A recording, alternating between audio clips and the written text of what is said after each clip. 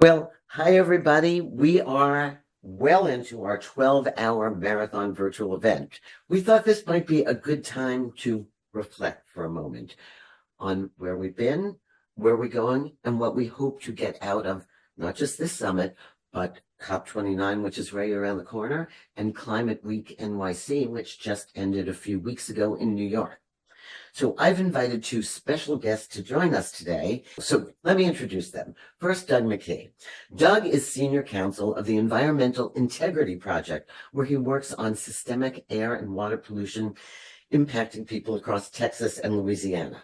He's also the editor-in-chief of the Climate Capitalist, and he's written and published hundreds of articles covering a broad scope of financial and economic issues surrounding climate change. Former managing partner and shareholder litigation from Bernstein, Lidwitz, Berger, and Grossman, Doug was instrumental in the growth of that firm. He spent the last decade in hedge fund and commercial real estate. He's a member, this is important, of the Earth Justice Council and a distinguished fellow at Tulane Center for Environmental Law, earned his BA with honors from Tufts, and went to law school at Tulane, where he was a member of the Law Review, and he is a member of the New York Bar. How's that? Thanks, Robin. I didn't even know all that about Doug. It just gets better and better. And David Kirkpatrick, I will introduce as a longtime friend, the best editor I ever had. He's a technology journalist, an author, an organizer of technology-oriented conferences. His work now is primarily focused on explaining the role of technology in responding to climate emergency. And he's the senior editor at Climate Capitalist. And David's probably best known for writing one of the first and seminal books to this day. The first, called The Facebook Effect, the inside story of the company that is connecting the world. It was a very early look and a very prescient look at what would happen to that company. David's written, you name it, Fortune Magazine, Forbes, Information, Time, Vanity Fair, and others. He created Techonomy, which is a tech-centric look at the economy, both a website and a conference. And he's a passionate and studied environmentalist. So the pandemic shut the world down. And what we saw was a change in climate. We saw pollution levels drop. We saw the skies clear. We saw the air clear. We saw animal life that hadn't been around for a while come back. Was that a catalyst for the trajectory that we're going towards now? Well, I'd gotten going into climate before the pandemic hit. And like most Americans had been looking at headlines, conflicting headlines on climate, and ultimately said, okay, like if I can't figure it out, then, who among me could figure it out if I have the time and the energy and enough background. So I spent some time going back to law school to take classes, but more important, just doing my own reading and kind of going like, oh my God, the atmosphere is only 7 miles thick. That matters. We know how much CO2 is in it. We know how fast we're adding it. We know how much fossil fuels we're burning. We know we're going to double greenhouse gases in the atmosphere, in 20 or 30 years from now. And so it became just a very obvious thing for me. And so I started to do the newsletter. I think the pandemic showed us that one way to reduce emissions is to have a global recession. We had.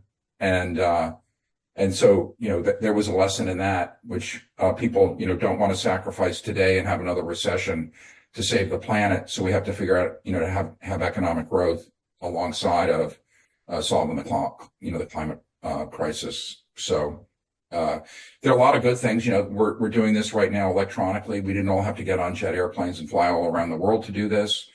So we're saving a lot on transportation, but, economic growth across the planet is good. And so people are driving more and emissions just keep going up. So we haven't really even turned the corner yet. Yeah. David, anything to add? Well, Robin, you are one of the world's leading experts on virtual meetings, which, as Doug points out, was something that emerged during the pandemic as a commonplace. And, clearly it's a benefit to the climate because I think unquestionably a lot of people are doing virtual meetings where they would have otherwise flown here and there. So that's a minor benefit. I'm not as convinced that the pandemic was a very big deal for climate maybe it gave people a chance to sit around thinking harder about the meaning of their life, and some changed the direction of their life. And that's good. Maybe that happened a little bit to me even. But I just saw a statistic. I think fossil fuel consumption dropped less than 10% during the pandemic. So even though we had local air pollution because people weren't driving and things like that, we don't want to solve the planetary crisis by reducing economic activity that much. I think, as Doug points out, a recession is not the answer to no, but it really did show us the effects of what we do. To me, it just made it so crystal clear that there is an effect to what we do every day. And when we stop doing it, you were both at Climate Week NYC. There were 1,000 online and in-person events. Give me your impression. Did things get done? Is it these little incremental things that happened at each meeting? Were there themes that ran throughout the week? Like what makes you hopeful that things like Climate Week NYC are moving in the right direction? Well, I'm not that hopeful that something like Climate Week makes that big of a difference myself, sadly. And I'll let Doug answer too, but my impression, and I went to a number of events. Doug and I were trying to meet up, and there's so many things going on that we didn't even ever see each other during Climate Week. But one thing that I picked up was anger among the experts, that it's just moving too slowly, and people who really know what's going on are getting more and more frustrated, even outraged. And I picked that up in meeting after meeting. It was sort of an undertone, but it was a genuine undertone. I mean, it is so egregious how far behind the world is in taking appropriate action on the climate crisis. And Climate Week was a gathering of about 100,000 people who spent most of their time thinking about this. And they all, for the most part, realize we are in deep, deep trouble and we're not reacting accordingly. So to me, that was the primary takeaway. Well put, David. So, a couple of years ago, the general theme are the corporates, and Climate Week is a large corporate type event. And I went to the formal, actual Climate Week event that the Climate Group puts on. And the corporates, and going back 3-4 years ago, all said, okay, we're going to make these net zero pledges. And even the most progressive companies like a Microsoft or Amazon, made so that by 2030 that they would have 30 or 40% reduction in their footprint, and they're not even they're actually not going even down yet, and we're 5 years away, and they're still going up because the cloud computing and AI is driving demand for their and they can't put enough. For some reason they can't get enough renewable online. Whether it's solar, wind, or batteries, et cetera, to even swallow up incremental power demand. And then when you start broadening out to other companies, I was a securities litigation lawyer, and we could sue companies when they made misstatements of fact. And people think, just because companies make pledges that if they don't meet them, that ends up meaning something, but it doesn't. They can be like real promises, and there are some companies I'm sure that are executing and doing a really good job and getting where they want to go. But most companies are now, we promised, but guess what? We're not going to succeed at that rate. And I thought that was a big theme across Climate Week that we saw. Yeah. And, but I do think that, these conferences are valuable because to the extent, and there is a huge movement still, partly based on the IRA, partly based on what the Europeans are doing, which they have some very strong and, maybe equivalent or more powerful policies they put in place to drive change. And so there's a lot happening. I mean, there are just a gazillion people in town, well-dressed, presentable, carrying cards with the names of companies and things that they're doing. And they are meeting and they are talking and they are determined. And I do believe that, there's increasing population of people who have woken up and care and have finally said, oh, the science is pretty simple. It's a big problem. And, I'm going to be an idiot if I wake up in, a couple of years and my kids look at me and say, what the heck were you doing, Dad? So, that's I think, sort of how I saw Climate Week. And I think what you're seeing is innovation across the board on so many different fronts. Did you sense that there was some optimism of the the tech innovation, David, in your case, I know you follow it so closely. Well, yes. I mean, I would, in general, to the question you're asking, is there general excitement about the pace of action and progress in climate tech? I think there is. There is on my part. In fact, it's my one source of hope about the entire picture because I don't see governments taking sufficient action. I don't see corporates in general, as Doug points out, moving quickly enough, although I think many of them do want to move quickly. But I see some possibilities in several key areas of dramatic improvements in climate tech, both in terms of its capabilities and its cost. And all you have to do is look at the extraordinary transformation of solar that's happened over the last 15 or 20 years to see what's possible. And there are people, and it's happening also in wind. It's happening. In fact, they say the technology progress is happening faster now in batteries even than it did in solar. Now we have the Chinese to thank for almost all of that so far. So, bad-mouthing China is not my métier when it comes to climate. They have done amazing things for the world in terms of their commitment toward climate tech. But even something like fusion, which, they say it's always 10 or 15 years off. But in fact, there's more and more belief that we are getting close to being able to produce fusion power and that by the mid-2030s, we may actually be able to do it commercially at some scale. Now, that's a long way off. We will have burned past our climate goals by then, but it does propose the possibility that we can do some great things. And I think in a number of other arenas, you can make similar points. Yeah, I think, we've talked about steel, we've talked about cement. There's some real technological advances. I know we were very hopeful when IRA came out, even if it was the worst name in the world for a program. Are we seeing the fruits of that, those investments? Take that. So the IRA was advertised as costing the federal government roughly $300 billion over 10 years or $30 billion a year in 10 years. It looks like it's going to cost the government quite a bit more, but that means you have a multiplier on that spend that could be, multiples of that, and that's great. And the story is that the U.S. there's a dichotomy between China and the U.S. The U.S. does venture and early stage and mid stage technology very well, whereas the Chinese do late stage technology and big picture industries. And so it is extremely exciting what China is actually doing on solar, wind batteries, and cars. Today, China, and there's issues around slave labor. I'm not an expert on that, but they're making panels at 10 cents a watt. So a normal solar panel is 350 watts. That means a solar panel is $35. You want to put 10 of them on the roof. The cost of the panel itself in China is like $35 a piece. That's $350 to put 10 panels. Now, of course, you got to rack it. You got to do inverters. You got to connect it to the grid. But they're doing, China runs on roughly 240 gigawatts of power. That's what their base load is. And they're adding 250 gigawatts of solar and wind in 2024. They're adding 50 of coal at the same time, but you need base load when it's not sunny and windy. So, they find that, solar and wind is far more, beneficial for them than burning coal.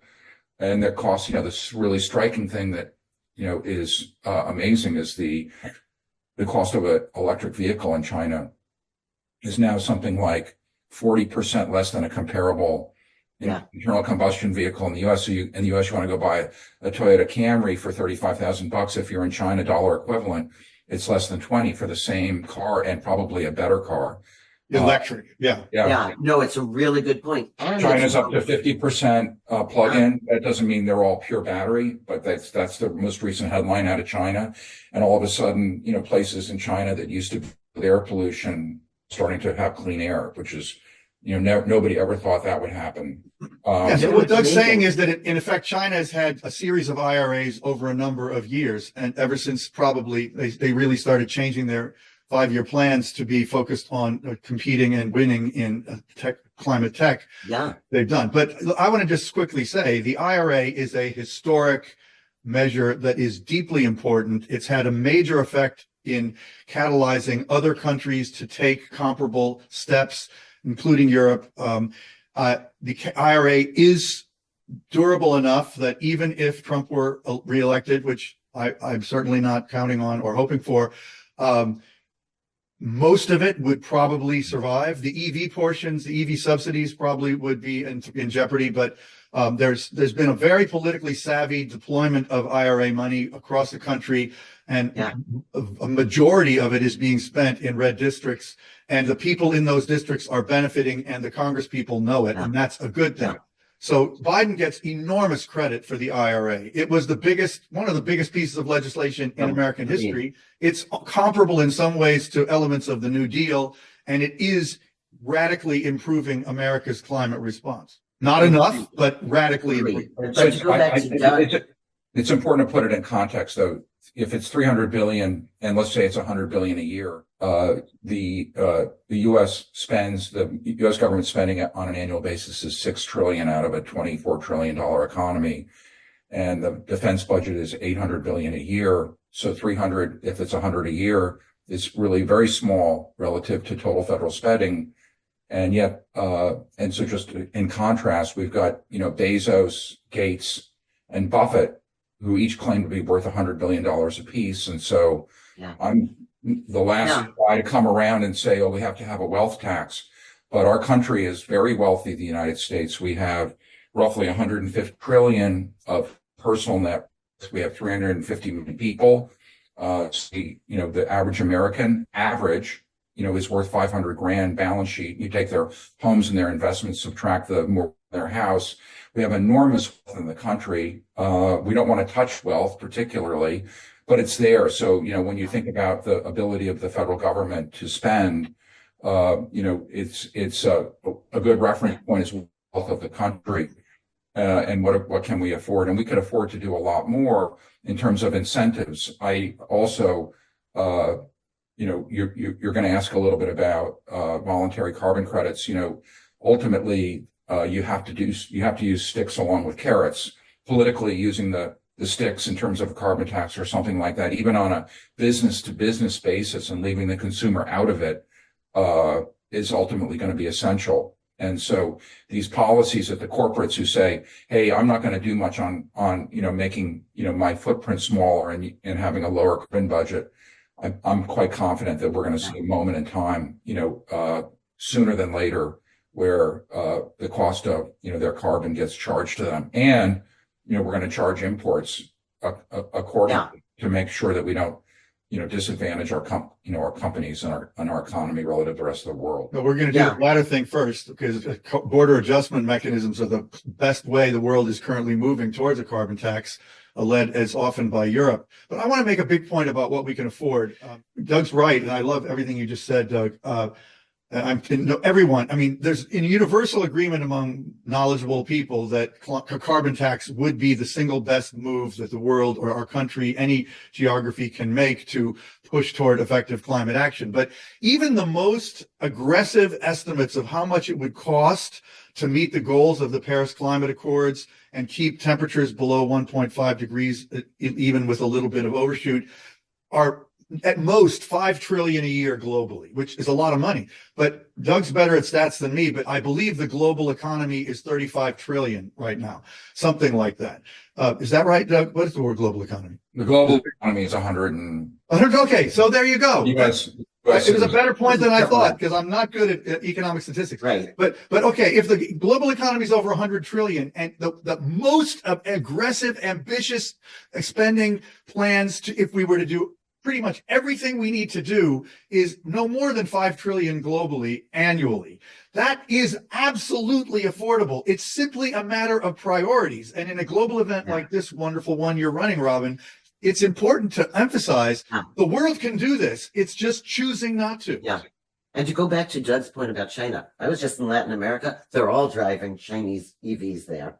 Oh, really? We are. I mean, China has not just done great things in China, but they are taking over the world market, especially in EVs and solar. That's what's, sad about the fact that we in the U.S. have not had good policy, because ultimately, our automakers, are profitable, partly because of the U.S. market that we can protect, and we will, and we along with the Europeans are enacting like 100% tariffs on Chinese vehicles, which means they won't come here because they're going to cost twice as much. Right.